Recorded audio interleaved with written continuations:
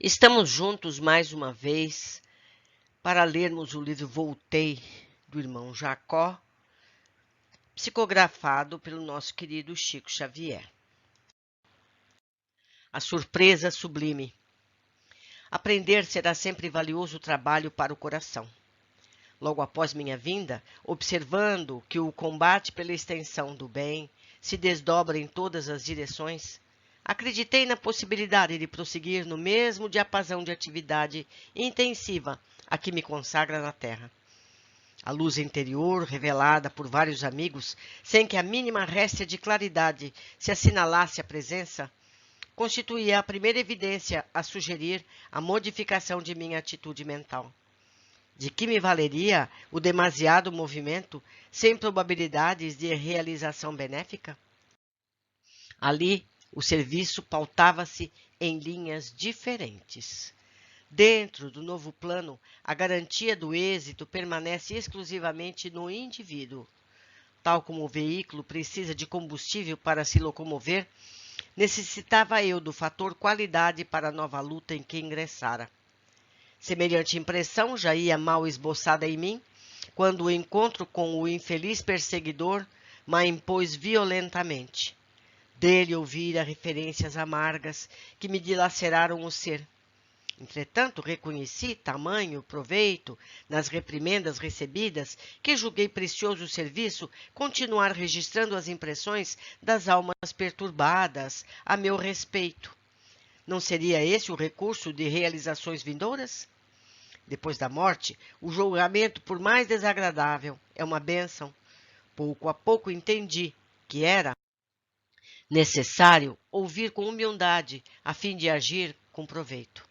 O contato direto com um observador vulgar aclarara minha consciência.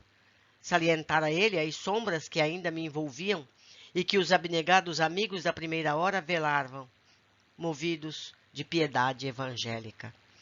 É imprescindível evitar a precipitação e meditar antes de atacar novas obras. Reajustamento. Desejando preparar-me convenientemente a fim de servir, passei a visitar, sozinho ou acompanhado de outros colegas, as mais diversas associações de espíritos endurecidos e sofredores.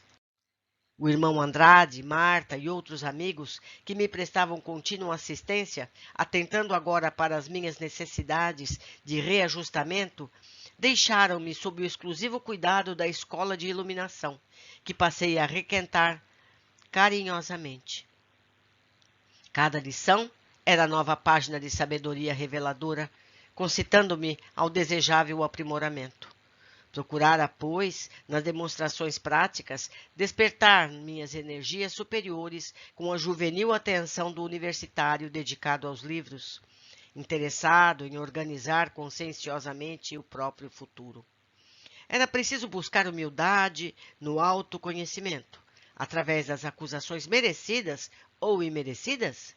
Não me faltaria coragem para fazê-lo, sempre que os intervalos naturais dos estudos e tarefas do Instituto Iluminativo me favoreciam. Dirigia-me incontinente para as zonas de espíritos transviados, exercitando a minha capacidade de suportação. Da boca de inúmeros infelizes e ignorantes, ouvi longas recordações de mais atos. Criticavam-me acerbamente, discutiam-me propósitos e intenções. Antigas faltas de épocas recuadas, que eu supunha esquecidas, eram trazidas à tona dos reboques verbais.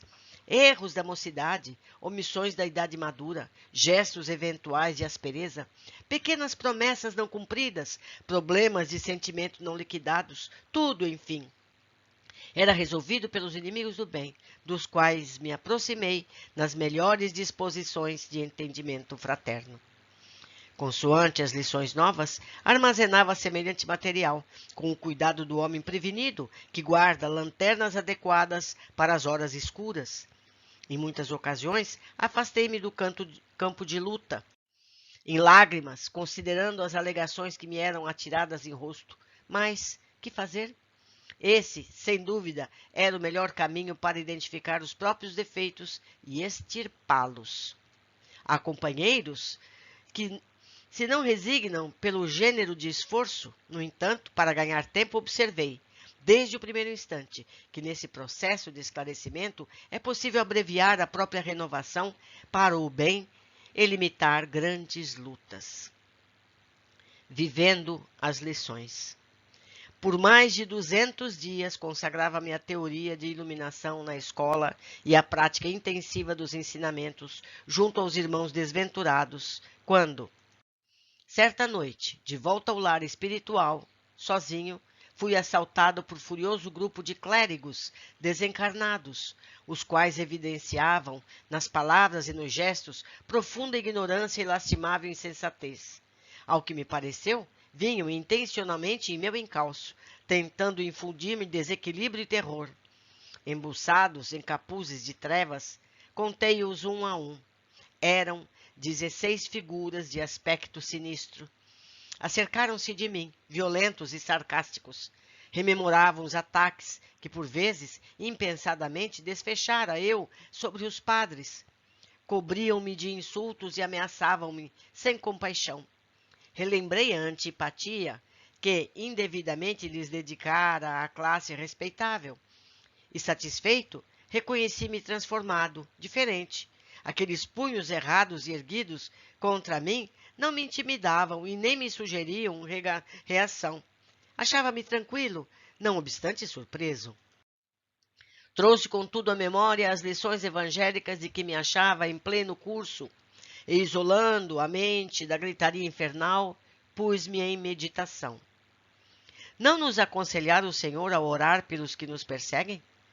Não exemplificara a permuta do bem pelo mal? Não nos pedia ele ajudar os inimigos e amparar os que caluniam e odeiam? Além disso, não seriam aquelas almas dignas de ajuda e piedade? Possivelmente, várias circunstâncias haviam conspirado na existência terrestre contra os seus ideais de melhor sorte. Se a providência divina não me oferecesse recursos de mais amplo conhecimento da vida, se fosse obrigado no princípio da luta humana a demorar-me nas fórmulas de fanatismo religioso, teria alcançado suficiente energia para libertar-me? E se o padre houvera sido eu, como toleraria as disciplinas? Teria bastante coragem para arrostar os obstáculos impostos pelas vaidades da posição decorrentes dos compromissos eclesiásticos? Solucionaria sem perturbações os problemas dos partidarismos dogmáticos? Afinal, por que se achavam na desventura de ignorarem o Cristo da bondade e do entendimento? Ou eu, que já compreendia de algum modo a necessidade de trabalhar, lutar e sofrer pela redenção própria? Tocado por sincero desejo de auxiliários, entreguei-me à prece. Não como de outras vezes, em que emitia palavras de louvor e súplica com bases menos profundas no sentimento. Intentava, com toda a alma, ser útil àquela falange de entidades inconscientes. Em verdade, não possuía algo de bom em mim mesmo. Entretanto, Jesus permanece rico de bondade e ternura em todos os dias da vida. Atender-nos-ia o apelo, viria em socorro de nossas necessidades. Decorridos alguns minutos, observei que, ao me contemplarem em oração, os circunstantes se afastaram um tanto, embora continuasse a crivar-me de doestos e zombarias. Quando me detive na rogativa ao divino amigo, reportando-me as aflições que aquelas almas infelizes naturalmente deveriam experimentar ao longo do caminho regenerador, e refletindo quanto às angústias de que se veem cometidas, impressionante silêncio se fez em torno. Nunca, talvez como naquele momento, me senti tão fortemente interessado por alguém, qual se estivesse disputando auxílio para irmãos ou filhos do meu próprio ser. Quando descerrei as pálpebras úmidas de pranto de emotividade a que a prece me conduzira, notei que os adversários se afastavam, cabisbaixos e vencidos. Procurei invocar-lhes o regresso, a fim de conversarmos fraternalmente, mas a voz jazia sepultada na garganta. Sobreviera o imprevisto. Tomado de assombro, verifiquei que branda luz de um roxo carregado brilhava em torno de mim. Ó Senhor, como pintar a comoção da alma livre aos companheiros que ainda se encontram jungidos às limitações da carne? Novo Despertar. Surpreendido com semelhante luminosidade, senti-me chumbado ao solo. Quem a estaria irradiando a meu lado?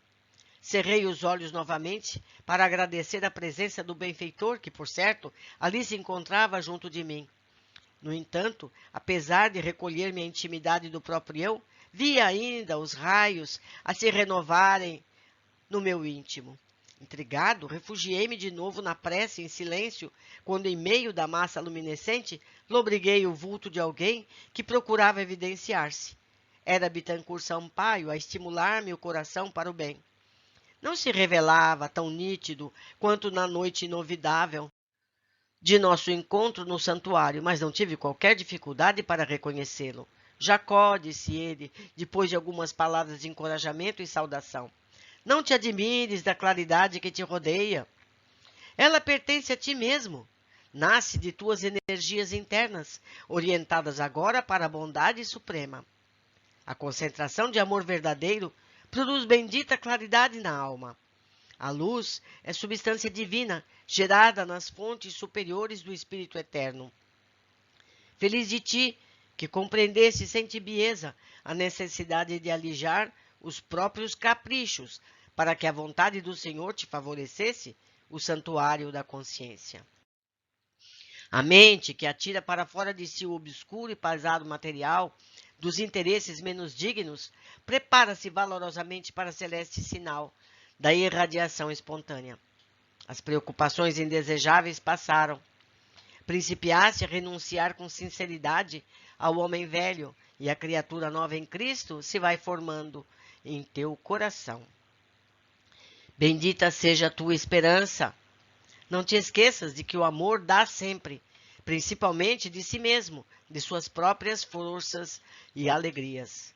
Por agora, os raios de tua boa vontade brilharão nas horas culminantes da fé, pela concentração de poderes espirituais da prece. Todavia, à medida que te recolhas no exercício legítimo do amor cristão, em demonstrações genuínas de entendimento do Evangelho sentido, vivido e aplicado, controlarás tuas capacidades radiantes segundo os ditames da própria alma. Ama sem paixão, espera sem angústia, trabalha sem expectativa de recompensa. Serve a todos sem perguntar, aprende as lições da vida sem revolta. Humilha-te sem ruído ante os desígnios superiores. Renúncia aos teus próprios desejos sem lágrimas tempestuosas, e a vontade justa e compassiva do Pai iluminar-te-á constantemente o coração fraterno e o caminho redentor. Ora, vigia, movimenta-te no esforço digno e seja feliz, meu amigo. A tua luz crescerá com a dilação de teu devotamento ao bem infinito.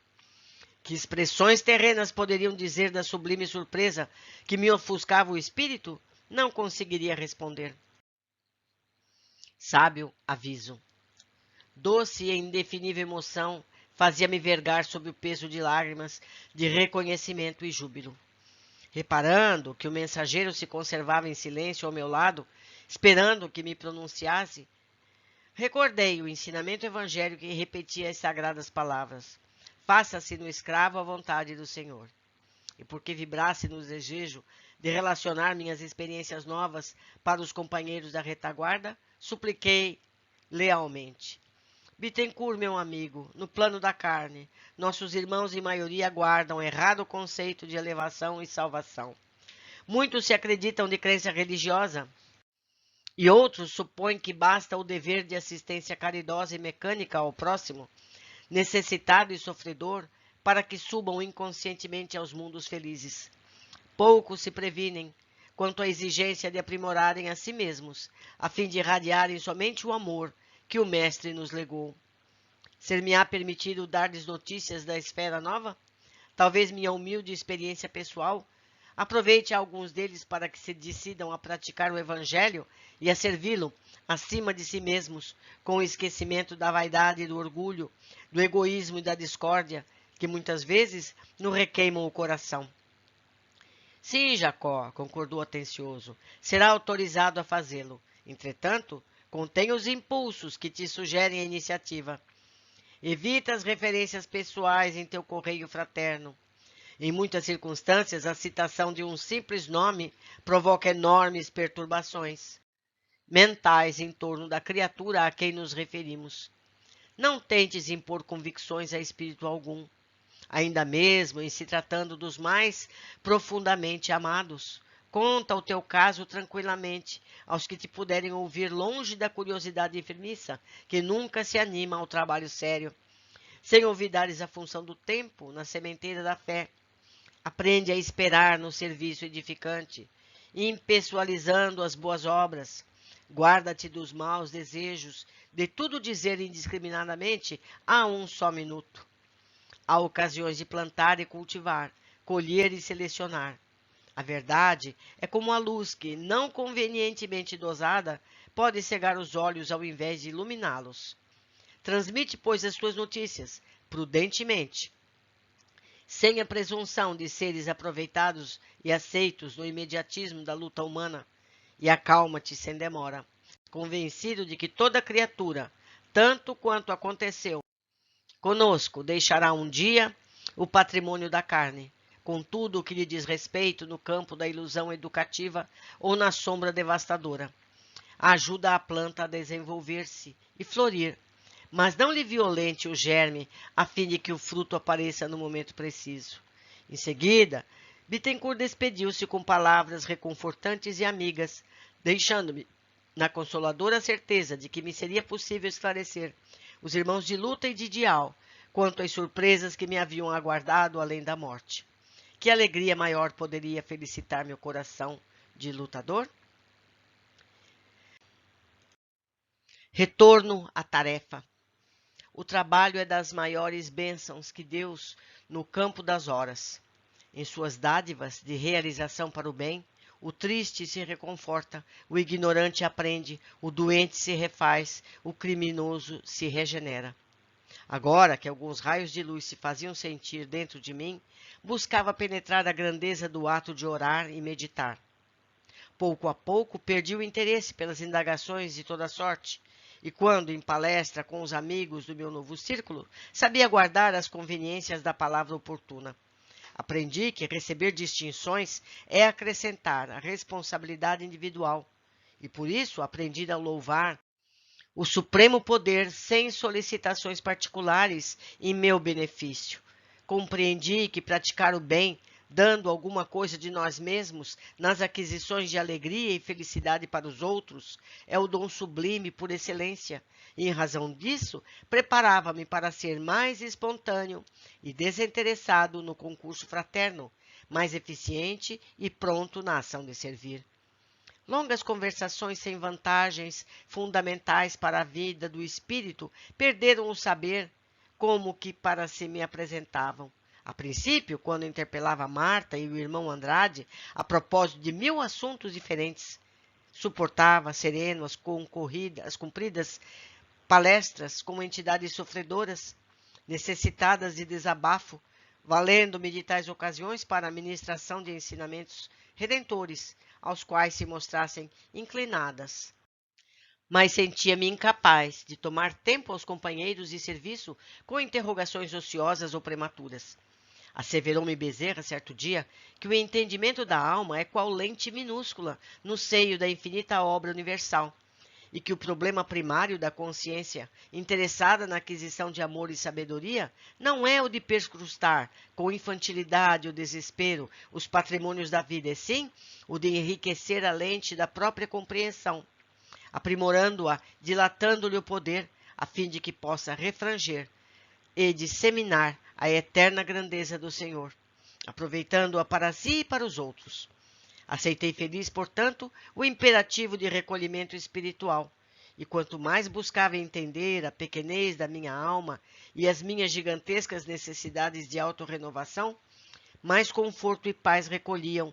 A prece para o meu pensamento constituía agora vigoroso manancial de recursos, de cujas forças irradiantes recebia dobrado possibilidades de atacar os novos serviços. Conselho fraterno. Sentindo-me incapaz de reiniciar a tarefa, procurei Bezerra para aconselhar-me. O grande orientador recebeu-me com bondade habitual e explicou gentil. Jacó, se os nossos irmãos ignorantes, depois da morte do corpo, na maioria das vezes, prosseguem algemados às ações ruinosas a que se dedicaram, continuamos por nossa vez nos serviços de espiritualização a que nos devotamos. Sentimos-nos abrasados na sede de conquistar gloriosos cumes, pretendendo adquirir mais luz, mais alegria, mais abundante, de modo a enriquecer a estrada que trilhamos. Entretanto, o milagre de nossas antigas concepções terrestres não existe. O céu é suficientemente iluminado e jubiloso para cogitar os véus de sombra e eliminar os espinhos do sofrimento que decorrem do nosso desacordo com a lei e conquistá-lo, começando semelhante serviço em nossa própria alma. O seu trabalho, pois, é de prosseguimento. Organize o entendimento com os amigos de sua boa luta. Retorne aos processos de auxílio.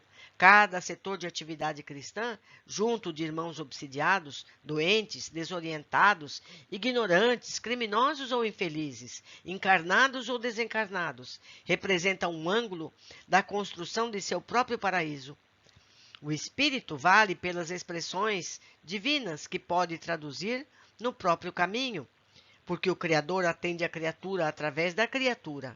Regresse, contente, aos seus casos de socorro. Representam eles a sua melhor oportunidade de servir ao Senhor. Ajudando, libertando, iluminando os outros, você auxiliará, melhorará e engrandecerá a si mesmo. Porque lhe endereçasse algumas palavras com referência ao recomeço, sugeriu-me concentrar-se atencioso para recordar todos os serviços dos últimos 10 anos, de modo a estabelecer um programa criterioso e metódico. Fim do nosso entendimento, isolei-me para a rememoração necessária. Com que imensa clareza lembrava os incidentes. Tive a ideia de que maravilhoso disco de imagens era acionado dentro da minha imaginação, projetando devagar sobre a minha retina todos os quadros vividos no último decênio. Anotei quanto me era preciso para a volta ao ministério que encetara ao abraçar os princípios evangélicos na esfera carnal. Logo após, com a elaboração do irmão Andrade, providenciei um encontro com todos os cooperadores junto dos quais meus humildes esforços doravante se desdobrariam ante os serviços novos. A reunião com os amigos fora confortadora e interessante.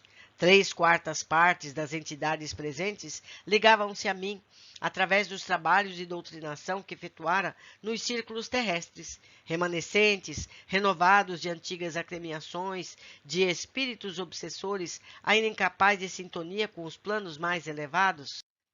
Buscavam em mim proteção e arrimo, receando a influência de malfeitores cruéis que os tiranizavam.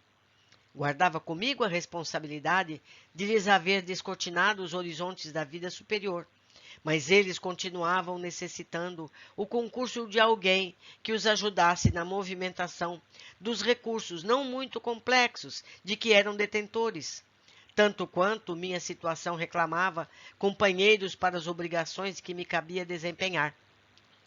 Permanecíamos todos na posição dos discípulos de boa vontade, que, não obstante o devotamento às lições, não conseguem agir sozinhos. A palavra dos colaboradores expunha-lhes as esperanças do futuro, compelindo-me a refletir nos graves deveres que assumia. Aguardavam a alegria de laborar no próprio aperfeiçoamento. Disputavam forças para a melhora de si mesmos, traçavam planos de serviços. Com entusiasmo confiante, dirigiam-se a mim qual se lhes fora um chefe seguro. As noções de responsabilidade penetravam-me o âmago. Não registrava as confidências dos amigos com o otimismo fácil de outro tempo. Recebia as observações e pareceres, ponderando as dificuldades que sobreviriam. Achava-me realmente confortado ante a possibilidade de absorver-me na ação edificante. Todavia, pesadas reflexões dominavam-me por dentro.